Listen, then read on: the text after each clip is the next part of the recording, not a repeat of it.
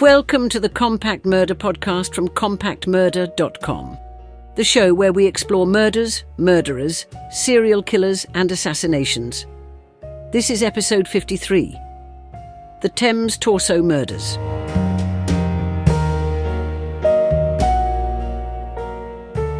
In the shadow of the Victorian era's most infamous killer, Jack the Ripper, another series of gruesome murders terrorised London. They began before the Ripper's reign and continued even after it ended, suggesting that the horrors of Whitechapel were only part of a far wider nightmare. These were the Thames Torso Murders, a string of killings between 1873 and 1889, in which the dismembered bodies of women were found floating in or near the River Thames. The crimes shared chilling similarities. Victims mutilated beyond recognition, heads and limbs severed, torsos carefully wrapped or hidden. Unlike the Ripper's attacks, these were not frenzied assaults in dark alleys, but methodical acts of butchery, performed by someone with anatomical skill. Though the Ripper became a legend, the Thames Torso Murders remain one of the most unsettling unsolved cases in British history. Some believe the same man could have committed both sets of crimes. Others see the torso killer as a separate predator altogether, one who hid his identity as effectively as he hid the identity of his victims. The story begins in September 1873, when a package was pulled from the Thames near Battersea. Inside was a human torso, crudely severed at the limbs. Over the next few days, other body parts surfaced along the river, including arms and legs. The remains belonged to a young woman, but her head was never found, and she was never identified. The press called it the Battersea Mystery. The newspapers of the day, already fascinated by sensational crimes, speculated endlessly about who the woman might have been and why she was killed. The careful cutting and the way the remains were wrapped suggested knowledge of anatomy, possibly belonging to a butcher or medical man. The police were baffled. With no victim, no suspect, and no apparent motive, the case soon went cold. But it would not be the last time the Thames would give up such grim cargo. Less than a year later, the pattern repeated. In June 1874, dock workers near Putney discovered a female torso floating in the river. As before, the head and limbs had been removed with precision, and again the body was wrapped, this time in cloth used by surgeons. These early cases occurred during a period when London was expanding rapidly. The Thames was a dumping ground for all manner of refuse, human and otherwise. But the brutality of these discoveries was unlike anything the Metropolitan Police had previously seen. The victims were clearly being dismembered after death and disposed of strategically to hinder identification. There was little forensic science at the time, and police procedures were primitive. Fingerprinting did not yet exist, and photography was still in its infancy. Without a face or name, a murder investigation in Victorian London often had nowhere to go. After a long silence, the killings resumed. In May 1887, dock workers near Rainham, in the east of London, spotted a package floating in the Thames. Inside was the decomposing trunk of a woman. Over the following weeks, more parcels washed ashore along the riverbanks between Rainham and Woolwich, each containing additional parts of the same body.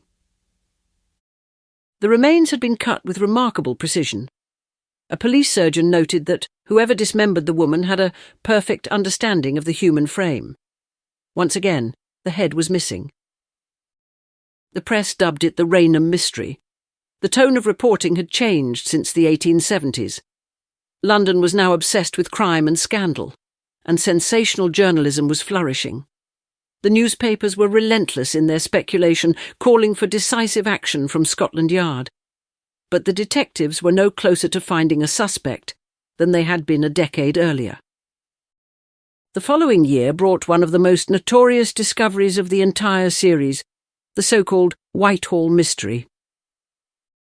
In September 1888, workers constructing the new Metropolitan Police headquarters near Whitehall, now known as New Scotland Yard, discovered a human arm buried in the foundations. A few weeks later, a female torso was found in the same area, hidden inside a vault beneath the unfinished building. The victim was a woman believed to be in her mid-20s. The remains showed the same deliberate surgical dismemberment seen in the earlier Thames cases.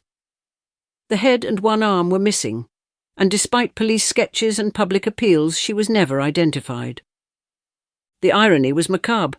The body of a murder victim buried under the very building that would soon become the new headquarters for the Metropolitan Police. The timing of the Whitehall mystery was also remarkable. It occurred in the autumn of 1888, the same period when Jack the Ripper was terrorising Whitechapel. The overlap led many to wonder if two killers were hunting London at once, or if all the murders were the work of the same perpetrator. In September 1889, another body was found, this time under a railway arch in Pinchin Street, Whitechapel. The discovery brought the Torso Murders to the very heart of Ripper territory. The torso, again belonging to a woman, had been freshly severed at the waist and thighs. As before, the head and limbs were missing. Police surgeons determined that the dismemberment had been performed after death and with considerable anatomical knowledge. The Ripper was still headline news, and many suspected a link.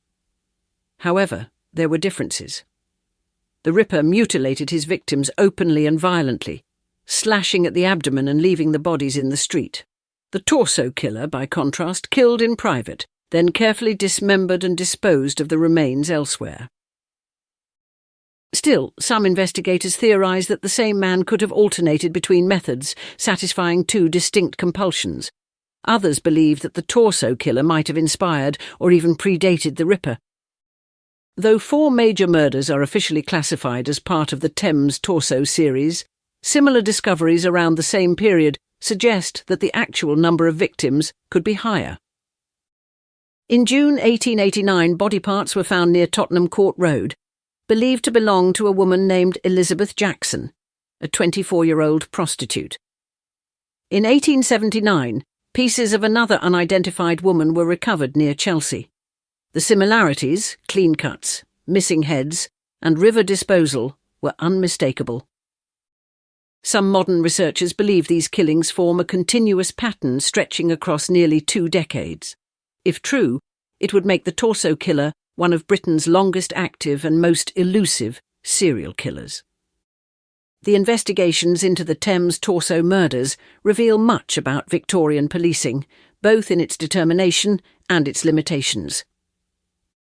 Detectives from Scotland Yard, including Inspector Frederick Aberline, who would later lead the Jack the Ripper case, examined the Whitehall and Pinchin Street discoveries. They noted that the cutting was methodical, likely the work of someone accustomed to handling corpses. At the time, London was home to thousands of butchers, slaughterhouse workers and medical students, and anyone among them could have possessed the necessary skill with the anonymity of the city working in the killer's favour. Police compared notes between the various cases, searching for links. They considered ship surgeons, morgue attendants, and medical students as possible suspects. However, with fingerprints not being used yet in forensic investigations and DNA not being available for another 100 years or so, the fact that no heads were found made identification nearly impossible. In one instance, detectives traced a trunk used to transport body parts back to a second-hand shop in Drury Lane, but the buyer had given a false name. As leads were followed up on, they seemed to dissolve into nothing. Over the years, numerous theories have circulated about the identity of the Thames Torso killer. One idea is that he was a surgeon or anatomy student who used his medical knowledge to conceal his crimes. Another suggests that he may have been a mortuary worker or butcher with access to knives and privacy. A few authors have argued that the Torso killer and Jack the Ripper were the same man. The timing and geography of the crimes overlap, and both targeted vulnerable women, likely sex workers. However, most modern experts disagree. The styles of killing were too different. The Ripper attacked in frenzy and left his victims exposed, while the Torso killer worked with chilling calm and discretion. Another possibility is that the Thames served as a convenient dumping ground for unrelated murders. Victorian London was a sprawling, grimy metropolis, and dismembered remains occasionally surfaced for reasons unconnected to serial killing, but the consistency of method and timing makes coincidence seem unlikely. The greatest tragedy of the Thames Torso Murders is that most of the victims remain nameless. One of the few who was ever identified was Elizabeth Jackson, believed to have been the victim whose remains were found in June 1889. She was a young woman from Chelsea whom the police believed had been working as a prostitute. Her case added a layer of sorrow to the mystery. Like many women in Victorian London, she lived on the margins of society, vulnerable, unseen, and easily forgotten. And even more tragically, she had been about 8 months pregnant at the time of her murder. The anonymity of the victims ensured that justice for them would be all but impossible. By the late 1880s, London had become obsessed with murder. The Industrial Revolution had created vast wealth and deeper poverty. The contrast between the glittering West End and the squalid East End provided perfect fuel for sensational journalism. The Torso Murders fed into this growing appetite for the macabre. Newspapers published lurid illustrations, and crowds gathered at riverbanks whenever rumours of a new discovery spread. People speculated wildly about satanic cults, foreign surgeons, or secret societies. The idea of an invisible killer stalking London's underbelly reflected the anxieties of the age. A city too large to police, too divided to understand itself, and too fascinated by death to look away. After 1889, the murders seemed to stop. Whether the killer died, was imprisoned for another crime, or simply changed his methods, no one knows. The police files remain open, the evidence long lost, the identities of the victims still uncertain. In time, the name Jack the Ripper would eclipse the Thames Torso killer entirely. The Ripper's letters, his taunts, and the theatrical horror of his crimes captured the public imagination. The Torso Murders, quieter and colder, faded into obscurity. Yet in some ways the Torso killer was even more terrifying, not for what he revealed in frenzy, but for what he concealed with precision.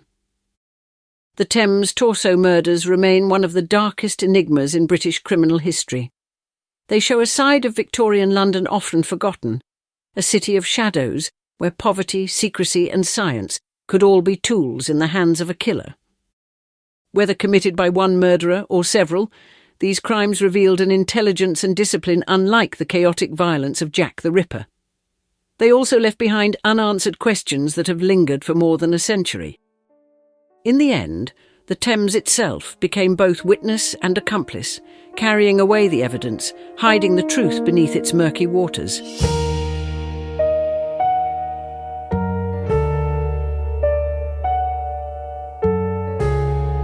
I hope you enjoyed that episode of the Compact Murder Podcast from compacthistories.com. If you did, why not leave us a review wherever you get your podcasts? And while you're there, don't forget to subscribe so you don't miss any future episodes. If you would like to support us more directly, please consider buying us a coffee. Head on over to compacthistories.com/murdercoffee to see how. Also, please check out our other Compact podcasts. You will find them all at compacthistories.com. Thanks for listening. I'll see you next time.